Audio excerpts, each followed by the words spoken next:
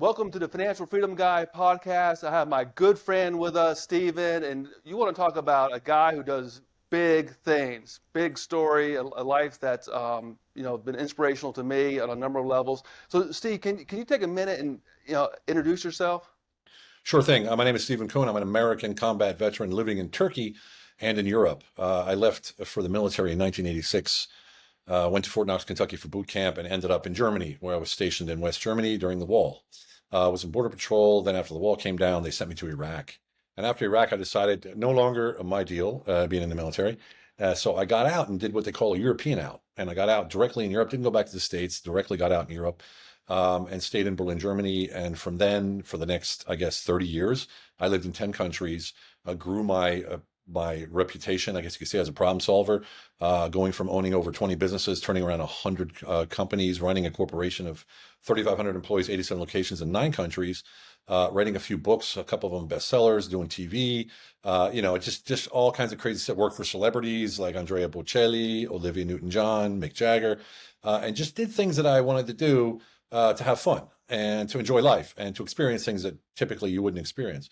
And that serves me very well now as a problem solver for massive, massive problems, whether it be governmental problems, whether it be corporation problems, whether it be large industrialist problems, or even the problem of the guy next door that needs help. I don't care if it's a cashier at the grocery store or the owner of Apple. I can solve the problem. And it's just, that might sound arrogant, but I don't need to know all the solutions.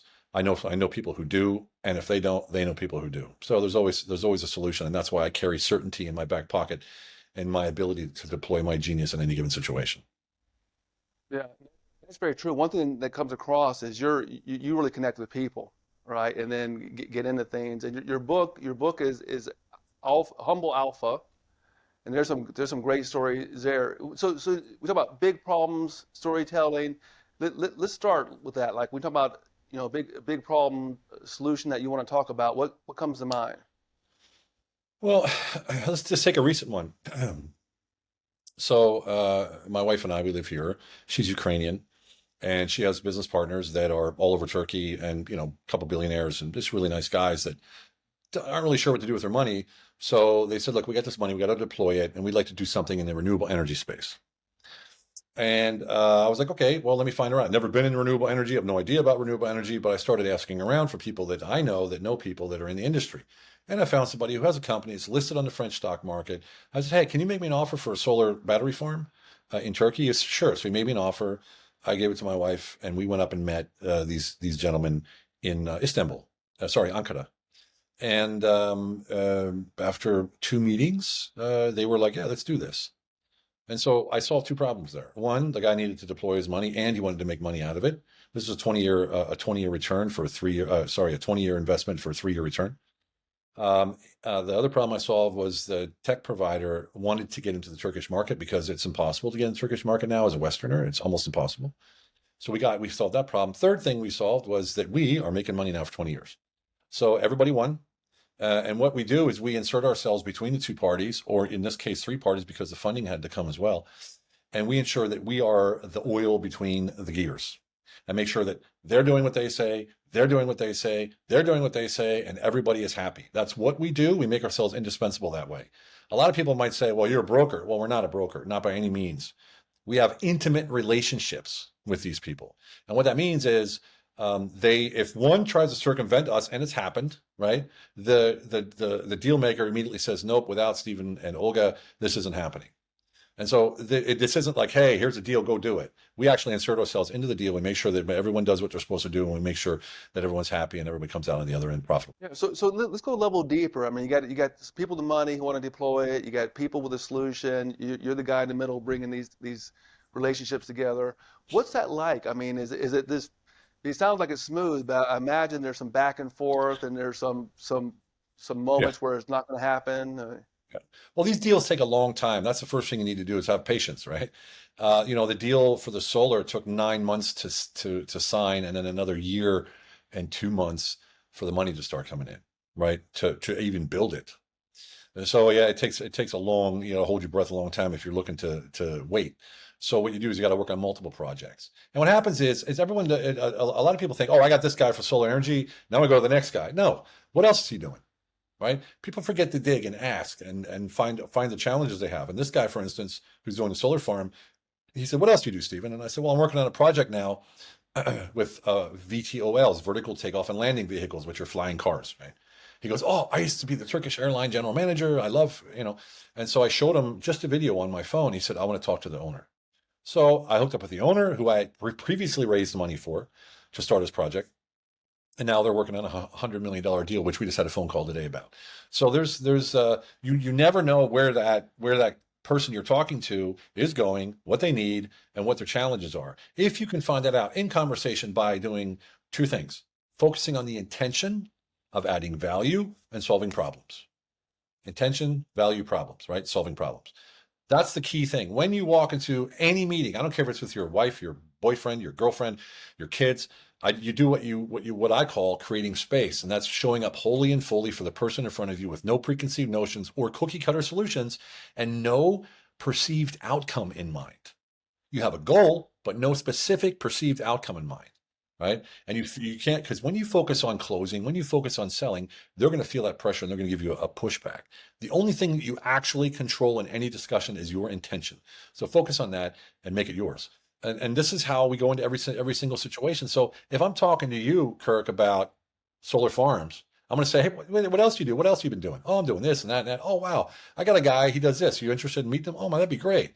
So I go talk to this guy. "Hey, I got this guy, Kirk. He does solar farms, but he also does this. You interested in meeting him? What kind of value could you add?" I go back to you. "Hey, he'd be interested in meeting you. He could add value here, here, and here. Are you interested?" "Yeah." "Okay, good. Let's talk." We get on the phone, a Zoom, we talk. If you're interested and they're interested, I send out the agreements. We're good to go. That's wild. So you go in almost as a blank canvas. You just let it go. You meet them, find out what they're thinking, ask what else do you do, what else you do, and then you start seeing where, Yeah. maybe. And what happens is, over the years and over the months, weeks, months, and years, they start calling me. "Hey, I have this thing. Can you help me out?" "Yeah, I can help you out. Let me go." Blah, blah, blah. And I look. Or, "Hey, I get calls every day. I have a mailbox full of projects, of ideas, of thoughts of people, of questions about how do I do this deal or that deal." So I pick and choose the ones I want, and I work with those people that are motivated. Now, the deal might not be perfect. I want the person that I'm working with to be someone that I can deal with. I don't like arrogance. I don't like show-offs. I don't like big talkers and look at me and all that kind of stuff. I cannot stand that. I used to be like that. That's why I can't stand it. It's, So, right. it's So a I thought, little too close to home, right? I don't like yeah, that part well, of me. back in the day, when we're growing up, we take our identity from what we do. Ask anybody, "Who are you?" "Oh, I'm the CEO. I'm a father. I'm a mother. I'm a boyfriend. I'm the owner of a business." That's not who you are. That's what you do. Who are you really? 99% of the planet cannot answer who they are because they've never done that research. So once you know who you are, you have an operating system, just like on a computer, that never changes. But you can do upgrades, you can do antivirus and all those kind of things to build upon your platform or your operating system. And once you have an operating system, you can never fall below that because you know how you operate, which is my book, Unleash Your Humble Alpha. And that has my operating system with 5 core models of which you can live by. And in those 5 core models, you can literally lead your whole life, live your whole life, and be successful in whatever you do. Success is, again, it's relative, but you can be successful in whatever you do by knowing this is who I am, this is my operating system, right? Yeah, Once you know your operating system, man, you can't fail. yeah. That what authenticity. You don't need anything. You're there. Look, I'm going to give you the simplest rule of life, right? 3 things, real simple. Receive what's in front of you, decide what to do with it, and let everything else go that doesn't serve you. Do that in every single meeting, every single engagement you have, and your life is going to be simple. Yeah.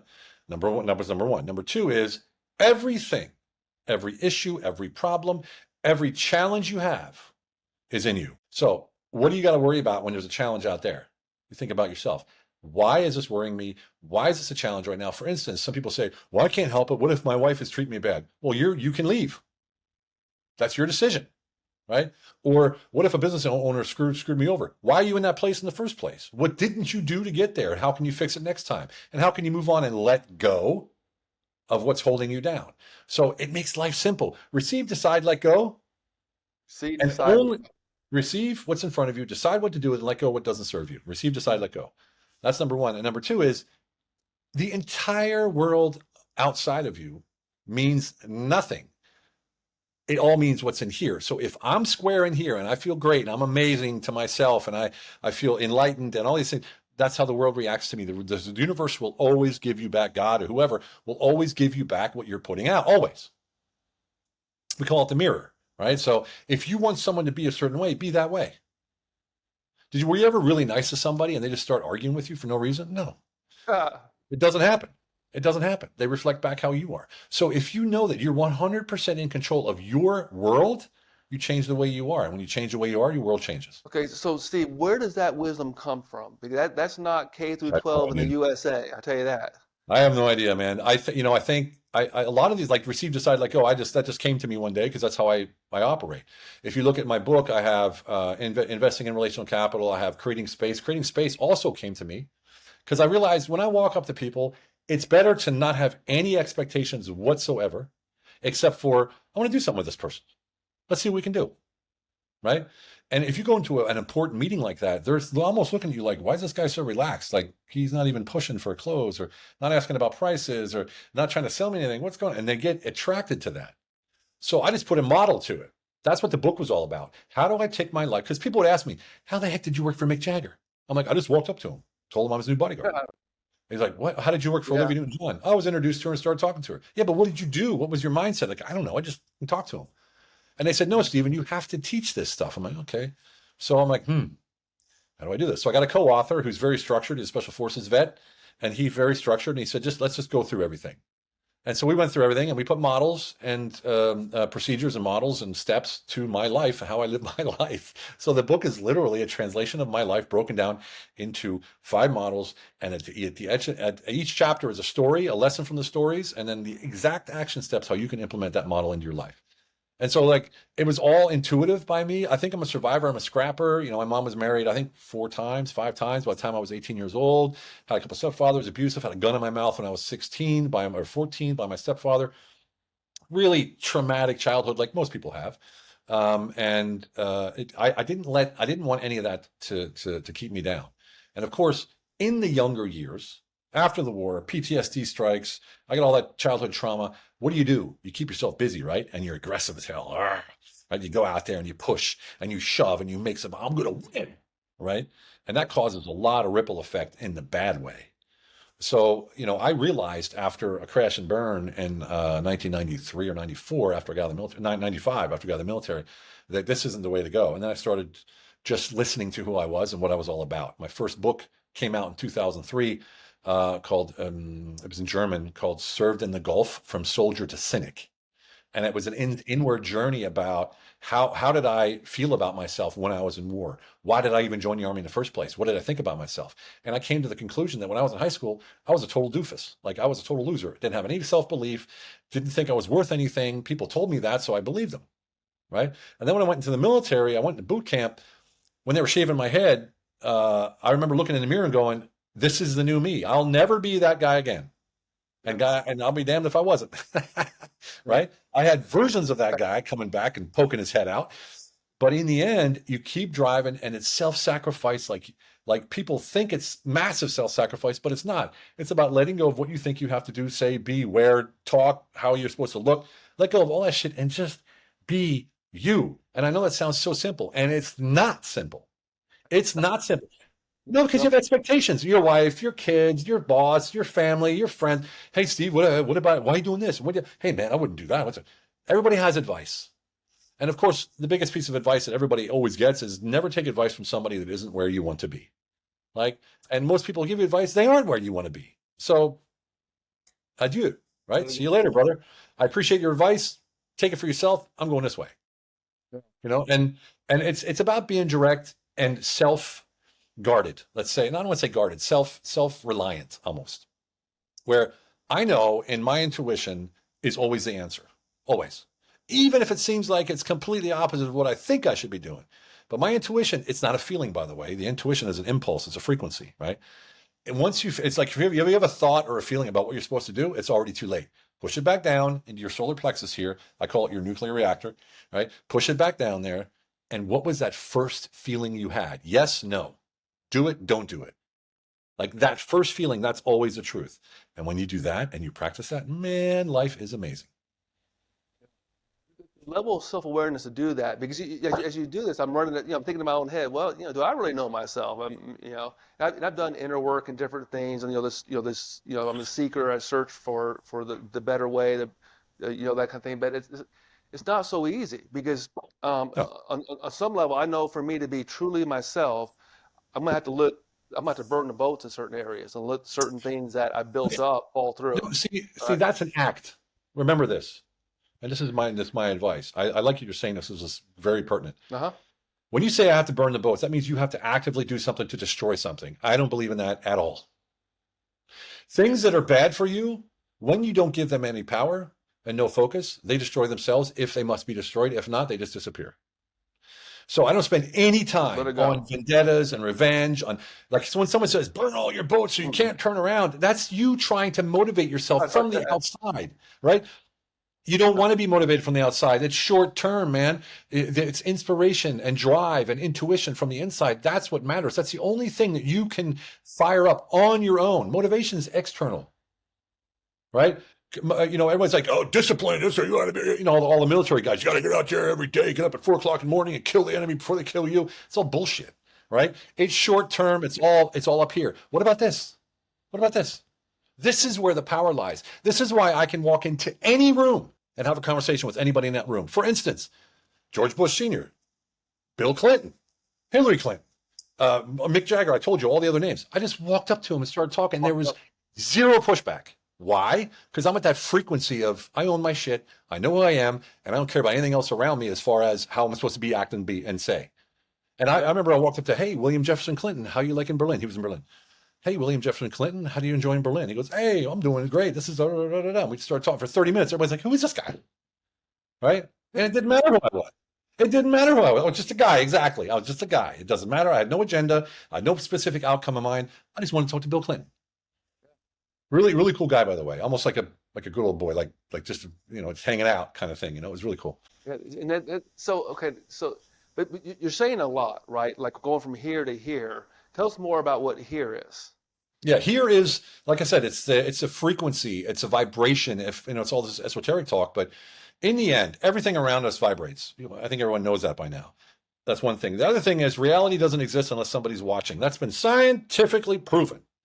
And that's why they have blind studies, double blind studies, triple blind studies, because if someone's watching, it will affect the outcome of what they're watching, period. That's a scientific fact, right? So if you know this, right, then quit watching shit that's negative. Quit watching things that are bad for you and expecting it to be bad. That's this. That's not this. Now, when you're down here, you feel. You have the mind that doesn't feel, and you have the heart that doesn't think. You unify those two. If you think something that's positive, you need to feel it too to make it reality, right? So, for instance, you're telling yourself a story. Man, I got $2 million in my bank account right now. Or you can say, I got $2 million in my bank account right now. I can see it on my printout of my bank account. Man, oh my Lord, that feels great. I could do this and I could do that. Wow, yeah, this would be amazing. Like you start feeling it for real. You feel it. That's how you bring it down, right? Yeah, This is how you create reality, my friend. yeah, That's how you create reality. I have a concept that I won't go into, but it's called the 5 scenarios, and I do it with all my clients. So I'm a business advisor coach. Been doing it for yeah, almost 30 years. Way before coaching was a thing. I was already a coach. yeah. Even in the corporate world, I was a coach. And we go through this and we create our own reality within 30 days. Within 30 days, the changes start happening, and no one believes me when they start. But if they do the work, it changes drastically. And the person who taught me this is a billionaire, lives in a castle, right, in the UK. And I was pretty down and out a couple years ago, really down and out again. And he said, "Look, I tried to commit suicide last year." I'm like, "You? Why? What the?" He said, "Yeah, in front of my wife." So you're a Yeah, billionaire. yeah, in front of my wife and kids. I was like, "What?" Hmm. Yeah. So he said, I was talking to my coach and he told me to do this and it will change my life in 45 days. I was like, oh, okay, whatever. No. So he told me, and I said, you know what? I'm going to take his advice. And I did it. And within 30 days, I was flying. I'm talking different country, multiple six figures of income out of nowhere, right? It was incredible. So I started implementing this in my coaching and explaining to people how it works. And now I have people that call me every single day and write me voice messages.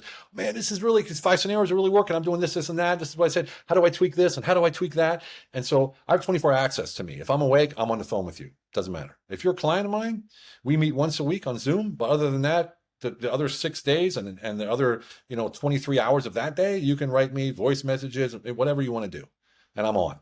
Right. Yeah, So there was like, this is happening. This is how I feel. What does this happen? This happen, happen. And it's great for me because it sharpens my sword constantly. yeah. So I'm really effective at working with myself and with people when it comes to creating that reality and to letting go of all the bullshit out there that doesn't matter to anyone but you. Yeah. Right. No one cares about us, man. It's like, yeah, we love you, Dad. We love you, Mom. We love you. But in the end, when it gets down to the nitty gritty and there's survival, they're surviving for themselves. In the general public, they're surviving for themselves. So if you don't help yourself, no one else really will. Yeah, when push comes to shove, when it's Yeah, you yeah, you or me, people choose themselves. yeah, Okay, so on this hard stuff, you're combining it. Okay, whatever it is, I'm thinking this thing. You're putting it. How does it feel? It feels great, and does it really resonate with it, as much as the person knows their true yeah, self? That's what gets somebody out of the funk. That's yeah, the real thing. That even if you don't know all the how, yeah. pursue it. Yeah, Go to well, the it's limit. like another way to put it is you're replacing a negative thought or a thought of doom with a new thought. You're not pushing it away, you're just replacing it. Yeah, So the problem is when you push something, and I learned this with PTSD, when you push it away, it comes back even stronger. It's like a rubber effect. It yeah. hits you in the face. So I learned a long time ago not to push anything away, but actually to deal with it and replace it. So Stephen, it'd be easy for a military guy. You have an extensive experience in the military. It'd be easy for a military guy to think you don't belong with the princes, right? You don't belong with the billionaires, that kind Yeah. of stuff. So self-select out and Oh go yeah. back to struggling and that kind of stuff. Um, Help me understand. I mean, because it's pretty unique. I mean, first of all, intelligence is a double-edged sword in and of itself, because intelligent people have these different thoughts going on, different complications. People who are basic, that they have less of that, and so somehow you've been able to become aware of yourself and become more intentional in who what you expose yourself to, who you're around, the big stuff. It's that's the key factor right there. If you're hanging around people that aren't like that, you're not gonna be like that. Yeah, Like I married a woman who's like that. I married a woman who drives me crazy every single day, trying to keep me on the point of my sword. Right? And I'm fine with that. I love it. It drives me crazy sometimes. We argue sometimes, but I love it. It's what makes it drives me. Before that, I wouldn't hang out with people. I don't talk about sports and the weather and blah blah. I don't sit and drink beer with the guys, and I don't go partying, and I don't waste time blowing money on stupid shit. What am I here for? What brings me joy and pleasure, and how can I provide for my family and friends? That's it. That's that's it. it. I do everything I do for me and the ones that I love. Period. And that includes my clients. Most of my clients, we're business partners. We go on vacation together. We do retreats together. We go on journeys together. I mean, we end up being very intimate friends. Almost every single client, loan each other money or whatever, invest in each other's businesses, all this kind of stuff. And it's really important for me. I don't care about, well, yeah, this is what it's supposed to look like, and I was a client, very privileged, and all. I don't care about any of that. If I connect with somebody, that's what I'm pouring into, right? However that is. And if they, after a while, screw me over because I wasn't, careful or whatever, but we had a mutual benefit from whatever, then so be it. So what? Yeah, I've been ripped off. I've been taken advantage of, but whatever. I let it happen. It's my fault. And I don't look for fault. I just look for, okay, I learned. Let's move on. But in the end, look, I think people put way too much value on what they're thinking. Way too much value because you're creating with those thoughts reality. And if you don't want a reality to happen, then quit freaking thinking about it. Yeah. Right? Replace it with something that's positive and new. That's what the 5 scenarios basically is. Right? Yeah. My wife is so powerful at this. She'll say something and it'll happen in a day or two. She won't do it on purpose. That's the crazy shit. If she does it on purpose, it's not really that quick. But if she just says it like this has got to happen right now, and I just see it, it's happening. She just says it in passing, boom, like this. And you're like, what? Yeah. It blows me away. We try so hard to be smart, to be intelligent, to be in the German schlau, right? So you try really hard to be. If you think I'm a dumbass or if you think I'm Einstein, it doesn't matter to me one way or the other. I'm doing this for me and mine. Simple as that. And if you happen to like what I'm saying, or like what I'm doing and you dig it and we get to hang out and you can become a client or I become a client of yours or whatever, then so be it. That's awesome. If not, whatever, man. Like all these external things don't matter because here's the final truth. Without you, there is no external. Let that sink in for a second. Without you, Gotcha. there is no external. So why worry? And I'm No, talking why worry when you're out of money, can't pay the bills, and your wife's mad at you. Why worry? Well, there's a bunch of reasons to worry if you're up here. yeah, Bunch of reasons to worry why if you're up there. The talent it's easy to be like this, oh guru kind of thing when you're in a good place. It's very hard when you're in a bad place. Like when my second wife left me out of the blue with no warning, man, that sent me into a downward spiral. Back to the suicide thoughts of suicide. I had attempted it back in 2008 when I was homeless in Berlin after a crash and burn, and it brought me back there in seconds. In seconds, it just brought me right back to those thoughts. And I thought, man, all this work I did, all these last in the 13 years, 14 years of work, and I'm back like that at the same no, old thoughts of taking my life and this kind of stuff. And I let my mind get to me. And then one day I'm like, no, not no, but hell no. I'm doing this to myself, man. So I that, invested in go ahead. well, that's a huge observation. Like all those feelings, even if a person's in a bad place, okay, things are up and down, whatever it is, that it's the thoughts around it that puts that person into despair. Otherwise, you're just getting up every day doing the best you can, Yeah, right? And to right. The best you can. achieve What is that? I mean, it's like even that. That's just a statement. Like the best you can, the best I can. I'm doing the best I can. Oh, are you for real? Like, are you really it. going the extra mile? You were talking about self-worth, right? Uh-huh. Self-sabotage. I actually, one of my, I was dating the Duchess, a Duchess from the royal family for a year. And you talk about being, I'm there at events opening the ball with the highest ranking royal, right? So all these dignitaries and presidents and you name it, they were there. And I'm the guy who's opening the ball with the waltz because she has to dance first, right? Uh, I felt out of place like you would not believe. But because she embraced me for who I was and didn't care if I was somebody special or not, like as far as title goes or anything, I was like, well, shit, if she says that, well, so is everybody else. And man, to this day, these people call me for advice. So I got royals and political leaders and other leaders, put it that way, that call me for advice on WhatsApp. Hey, I got this. What do you think? Da, da, da, da. Let's jump on a phone. And that's only because, and this is the most amazing thing that ever happened to me. And I have to say this, a guy named Mark Minter, he headhunted me from this other company that was consulting for, and he made me the European Director of Operations and Development, right, for this big corporation from the UK, listed on the stock market. Like I said, 3,500 employees, 87 locations, 9 countries. I had no experience at all in that space, like that high or let alone the industry. And I'm sitting there one day after about 3 weeks, and we're going through the P&L. I didn't even know what a P&L was, right? Profit and loss. And the financial, I said, man, I can't do this. Like, I don't even know what I'm doing here, man. Yeah. I said, I'm out. Like, I'm quitting. I don't need this shit. I'm going back to my cocktail bars. It was like easy life. I used to, own cocktail bars. At the time, I still owned Yeah. them. And he was like, Steven, shut up. Here's the truth. If I see it in you, then it's in you. You just need to embrace it. I was like, what? And I'll be Yeah. damned if I didn't absolutely not only win, but crushed every record that company ever had. Because And from he that, could see it, he could yeah, see it in you, and that caused you to bring it out. embrace it. I just embrace it.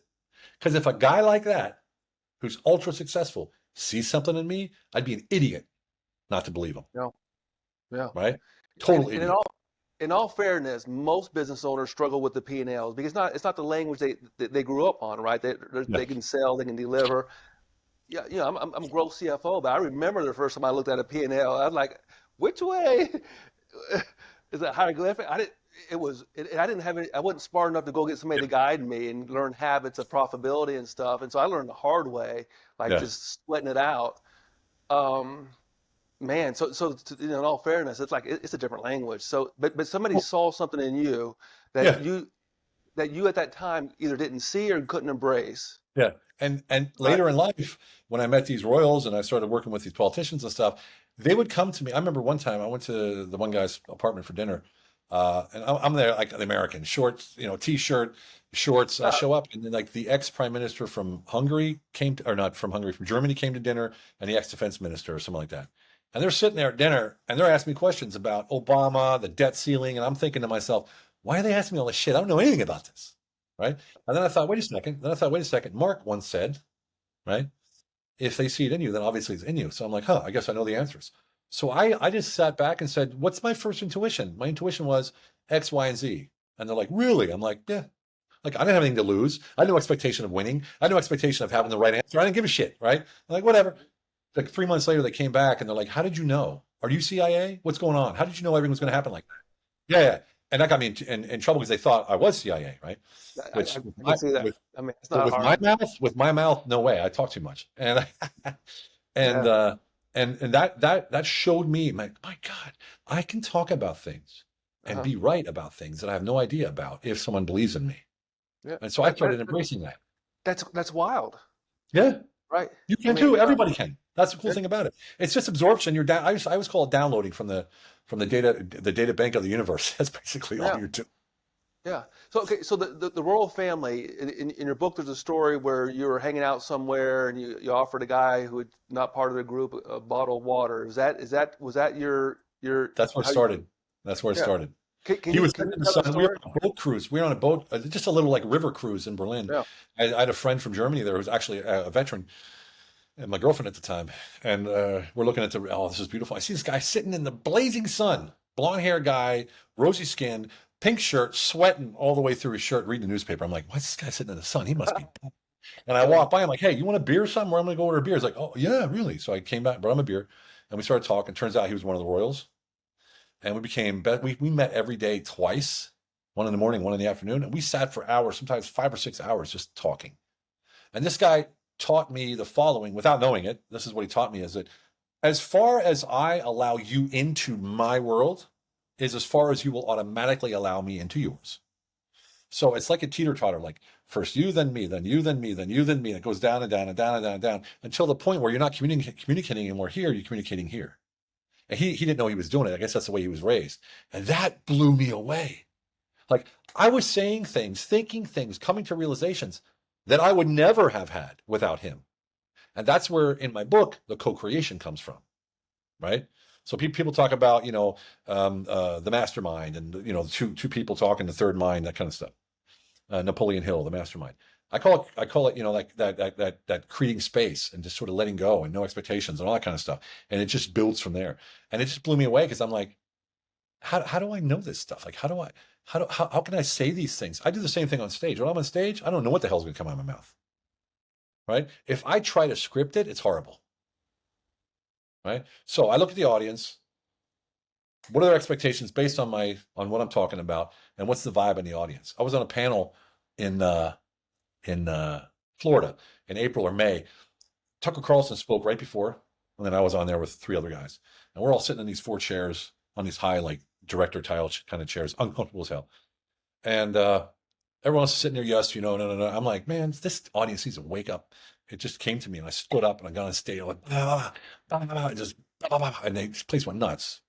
Right? I wasn't doing that for show. Yeah, I wasn't doing that for show. I was doing it because that's how I felt, man. I felt that way. I received from them. They're looking for something. They're looking for Yeah. something real. They're hungry. So I just gave them some food. Simple as that. That's how I live my life. So basically now, I think I'm in like a very low level of almost meditation all the time.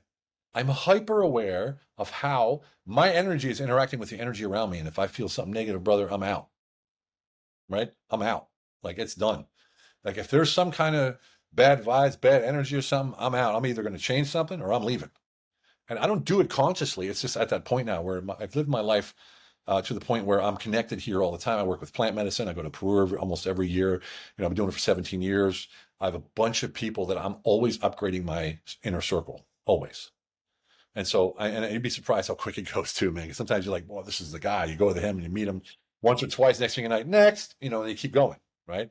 I'm surpassing all these people that are my, gurus, I guess you could say. Then the next, and then the next, and then the next. And the only one I'm not surpassing is the guy that I met the first time because we feed each other all the time. So we're like this. And that was 2003, man. That was 2000. He was actually, I remember now. I remember why I spoke to him. He was sitting on the boat reading my book and reading the newspaper with my book sitting beside him.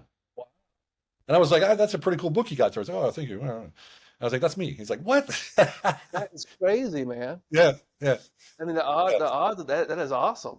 Well, no, it was a bestseller at the time. I was on TV for a year straight, every day, 3 to 4 times. I was a news anchor. I was an MTV Oh, VJ.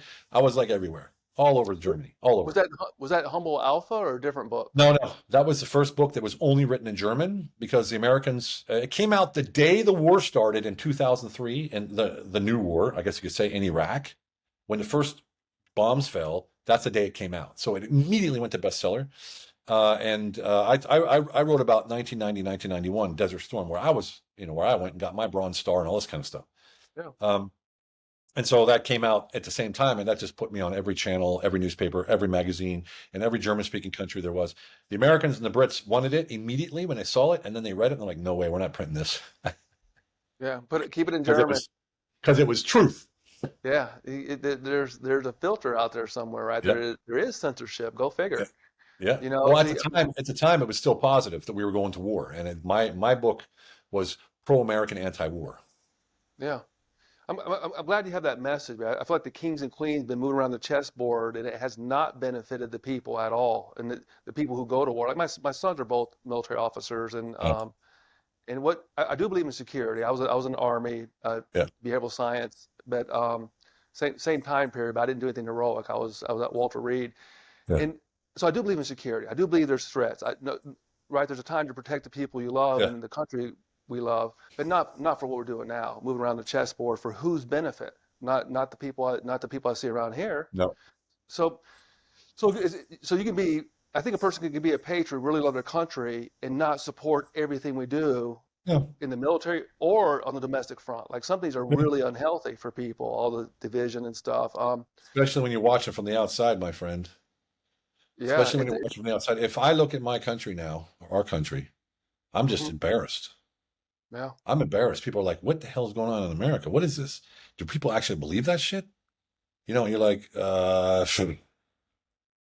everybody to yeah, each their own. I mean, I'm not going to get involved in it. I don't get into political conversations anymore. Occasionally I do, but only if it's something that actually matters and not something that doesn't matter, because most political commentary doesn't matter. yeah, It's all propaganda to steer to. It's the identity politics. Like I said, no one has an identity. Like, we're in the military. What did we become in the military? A soldier. That was our identity. When I got yeah, out of the military, what was I? I was a soldier. I was a veteran. But mhm, veterans and soldiers don't operate very well in the civilian world. mm-mm, So how am I supposed to be? How does anybody know? Think of it this way. When you're in the military, I walk up to you, I can see on your patch, if you've been in combat, I can see your name, I can see your rank, I can see everything you've done. If you're wearing your greens or your blues, I can see the words you have, where you've been, how long you've been in. I know everything about you, basically, yep, without even talking to you. Now, you spend 7, 8 years in the Army, you go to war, you get a Bronze Star, you're in charge of 20 guys and all this kind of stuff. You get out, and I was a doorman at a nightclub, right? yeah, And this 14-year-old kid wanted to get in. I said, "Sorry, you got to be 18 to get in." And he said, "Oh, screw you. Get a real job, old man." Right? And I'm like, "What? Like, what? Do you know what I've been through?" All this kind of shit. And then I realized, like, no, they don't know, and they could give a shit yeah, what I went through. So it shouldn't matter to anybody. It only matters to me. And can I use that for something positive? Can I use it to build up those around me? And can I use it to further my life? So it's fuel. It's not a ball and chain. So this yeah. identity is being used as a weapon. Identity is being weaponized in America. Oh, big You're time. this, you're that, you're this, you're that, this. How many genders? How many names? How many colors? How many ethnic? How many titles can we give people to choose from so that we can join little pockets that can fight against each other? That's all it is. Be against each other, Yeah. right? Versus your identity. This is who I am. This is how I come to the game. To whatever, Yeah. right? Whatever needs to be Well, it's done. simple. If you Yeah, have the entire United States united, the government can't do anything, yeah. right? There's no power there. There's no power there. Then they actually have to manage like they're supposed to, right? So Right. if if exactly, Lead to a positive vision versus yeah, fester in this yeah, break things up and take what you can kind of stuff. yeah, yeah. Um, that very true. And I think it's a transition. We'll get through it. There'll be unnecessary bumps along the way. So I want to go back because okay, I'm a finance guy. I'm in my head. right? Like at least 80% of the time, at least, okay? And you're describing how you brought your heart into the picture where it's in balance. You know, you kind of shift, you bring them two Yeah, together. Um, how would a person like me, how do you do that? Because I recognize the value of heart and mind, right? And yeah, then there's spirit, there's also spirit. There's more than that, but there's at least yeah, that. yeah, Um, and I definitely can think about things and doomsday scenarios and that kind of. I can get myself there. I like your idea of staying positive, but how would you guys like someone like me? How would you say, Kirk, get the heart and mind where it needs to yeah. be? Well, I didn't say stay positive. It's not about staying positive. I know that's how people understand it, but that's not what I'm saying. What I'm saying is you construct your mind and your world the way you want it to be. And if you by the way are worried about something and thinking about something too much, like I can't afford my rent, I can't afford my rent, I can't afford my rent, I can't afford my rent, that's what you're programming yourself to be. That's what you're programming the world to understand. Just It's go like, right there. I just want enough money. Okay, here's enough. You know what I mean? Yeah. I just need $20. I just need $2,000. I just need $100,000 and I'm done. Here's $100,000. Well, shit, I need it again because I just spent it on a thing that I needed it for. Now I need this, right? So think about consciously, if you want to think, what is it that you really want? And if it's something that you need, you can guarantee you'll never get it because need is the perpetual state of not having. Otherwise, you wouldn't need it, right? So if you need something, get that out of your mind because you'll never get it. So, what do you desire? What do you have? What's in front of you right now? What can you realize with the world around you? These are the things. Paint yourself a picture in your mind that you can always bring back. It's got to be the same picture, right? Paint yourself a picture. I call it a slide, right? Call it a slide. I paint a slide. I know exactly what my life looks like, where we're building something, what we're going into, what we're investing in, how much it's. I know all this stuff, right? It's all on my picture, on my slide. And yeah, it's a slide. It's a slide in my mind, right? And so I know what the flowers smell like in the garden. I know what color the walls are. I know what the door handles look like in the villa that we're building and all this kind of stuff. I know all this stuff, right? It's already there because I use that time to, and I hate these buzzwords, visualization and all this kind of stuff, because it's not about that. It's about the feeling you have while you're thinking of that picture. As long as you have a feeling about it, and excitement and anticipation and joy and love and whatever it is, then it's actually becoming real. Because your mind doesn't know what's the difference between what you think is real and what is actually real. If you're thinking it, the mind says, "Oh, I guess it's real," and that's how you create a bad life, is by thinking that your mind thinking that it's real. So what happens if I keep saying I can't, I can't, I can't? The mind's going to confirm that. That's going to show me things that prove that I can't. I can't hear you, Kurt. I can't hear you. I think you're muted. There you Yeah. go. So that I need. You're going to stay Yeah, in the state of need, right? The gap between where you're at and what you need. That's yeah. something. Need, like I said, the perpetual state of not having. Need. Yeah. When you share this, it makes sense, right? Where you frame the mind and the mind doesn't know what's real or not real, Right. and so if you define what you want, and then you really feel it, then you're starting to take steps to get there. Well, you receive. Again, receive, decide, let go. Receive it. Receive. It doesn't matter if it's you're talking to your wife, you're talking to a business guy, you're talking to a partner, business partner, you're talking to a guy at the grocery store, you're talking to a homeless man. Receive, decide, let go. Yeah. It's you have to choose where you use your resources. Don't let other people choose your resources. Otherwise, what are you? You're a slave, right? If you choose to have a job, do the job. I remember when I had a job, I was actually a contractor, but they made it so that nobody in the corporation knew I was a contractor because they only had employees and they didn't want someone to think that the director was coming in. It was going to be only going to be temporary.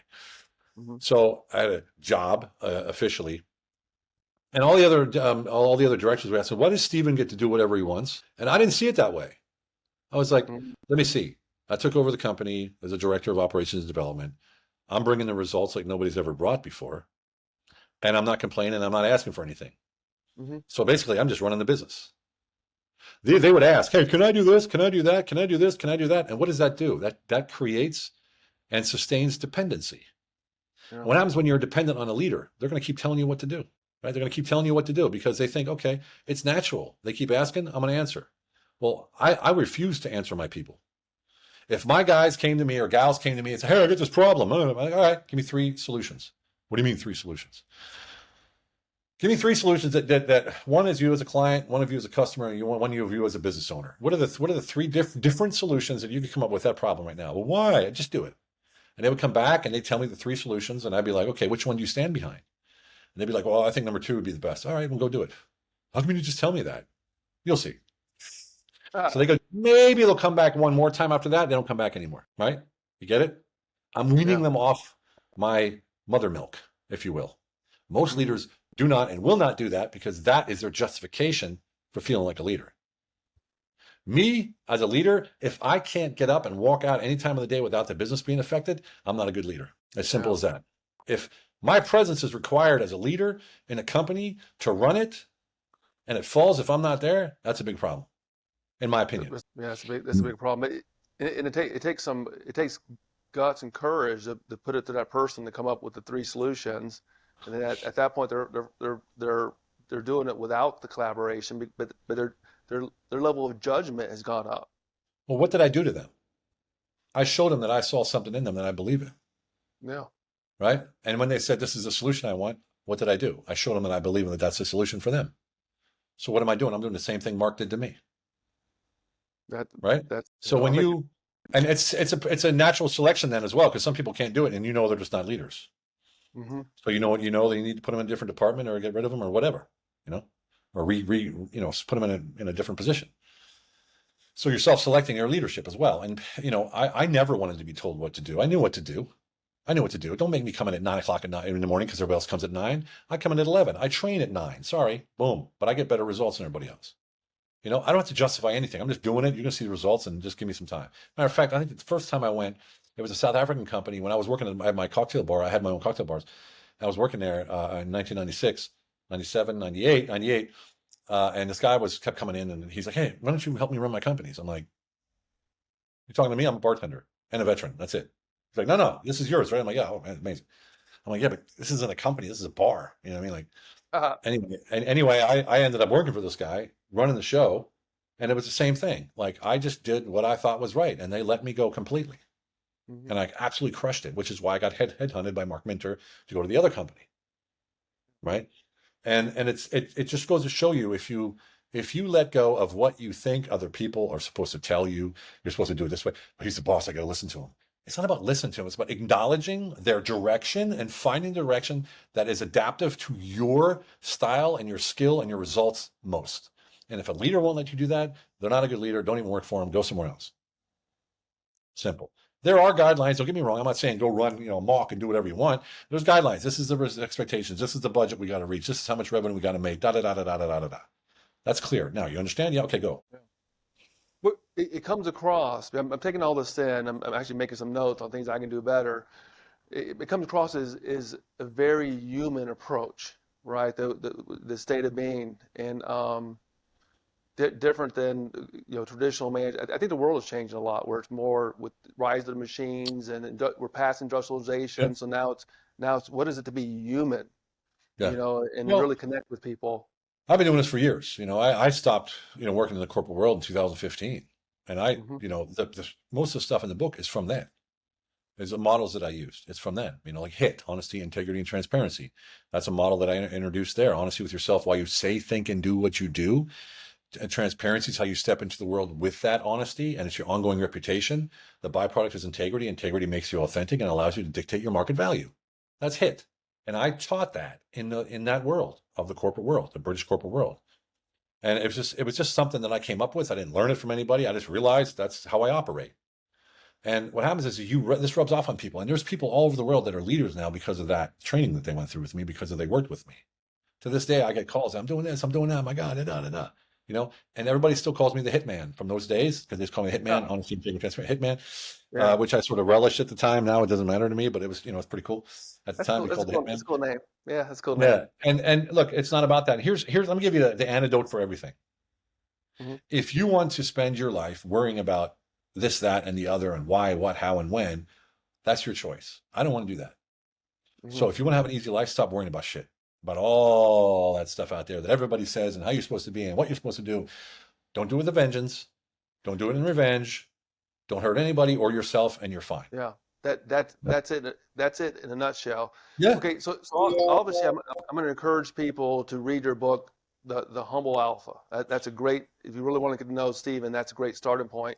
What other circumstances would it be useful for people to contact you directly? Look, we work with projects. We work with oil and gas. We work with, I mean, you name it. You name it. Yeah, Commodities. food. You got big food projects going on, and Yeah, yeah, yeah, you name it. We got it. And it's all, again, you're probably thinking, well, what does he do? What does he do? And look, it's real simple. I'm a connector, right? And we solve big problems.